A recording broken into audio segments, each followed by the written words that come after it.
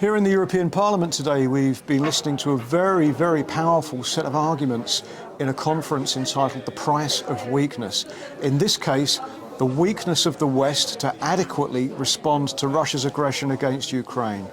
I'm here with a member of the European Parliament, Reinis Pozņaks. Great to meet you, sir.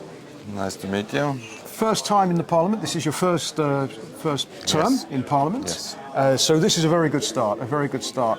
We have, over the past few years, had many conferences discussing the issues, and they've been a bit soft, a bit weak. You've managed to bring together some fabulous speakers here. I'd like to ask you, first of all, what do you think it is that the West is confused about? You, in your presentation, you drew parallels with the Second World War, with the behaviour of Russia in those days, with the genocides, with the horrendous human rights abuses. Why are people confused now that we see Russia doing the same thing again, on part of the same territory again? What is the West confused about here? What do they not get? I think the main thing West don't get is the mentality of Russia, because and of course when you think rationally, with rational arguments, it's very difficult to understand why Russia should do something like that, like invade Europe or do things with you cannot understand with rational way of thinking, but Russia's mentality is different. As I said in the conference, for them, like, they want to get respect, but the only form of respect they recognize is fear. And that's unfortunately what we have to live with it. And the only thing they respect is like real physical power. And we have to get ready to this. Otherwise, we will end up where the Ukrainians are now.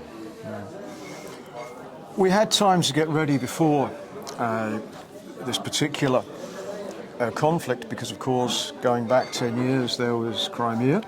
Apparently, the warnings, the messages there were missed. So we had 10 years. We didn't do this. We didn't prepare. Now we have the current conflict, as we've heard from more than one of the speakers. We're still not prepared.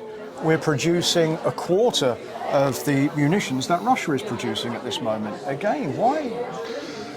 Yes, that's a good question. Why? I have no answer to that, because when we have a discussions, like, everybody understands that we need to do this.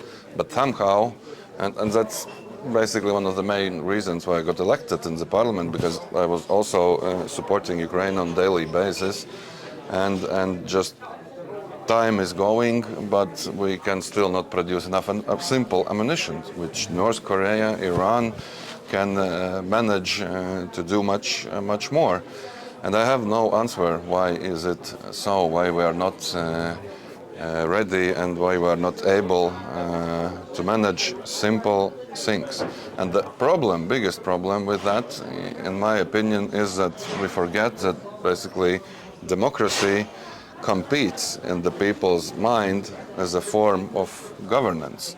And what people see now is that dictatorships are delivering soldiers, delivering rockets, delivering ammunition, making decisions and act, while the democracy is just talking. And the biggest risk is that we will lose this democracy in democratic way, because in elections will be elected persons, as we can already see in some countries, who are not the big fans of democracy. That's the biggest risk for us, I think.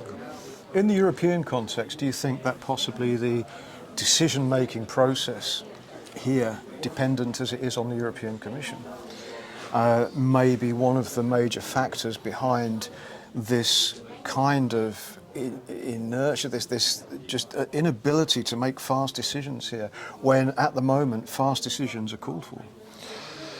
Yes, the main decision maker actually is like European Council, all prime ministers of all countries come together, and the European Commission is one who implements those decisions, and that is a problem. Yeah, that we still cannot switch in like a war mode and sit in the war room and make decisions as fast as possible.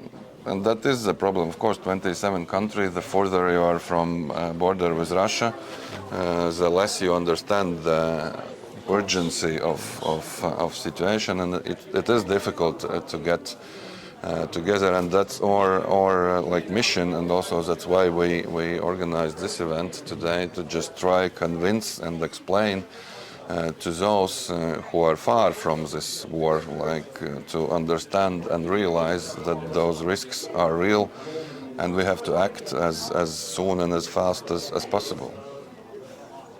Mr. Pozņaks, thank you very much for this event, and thank you very much for your time.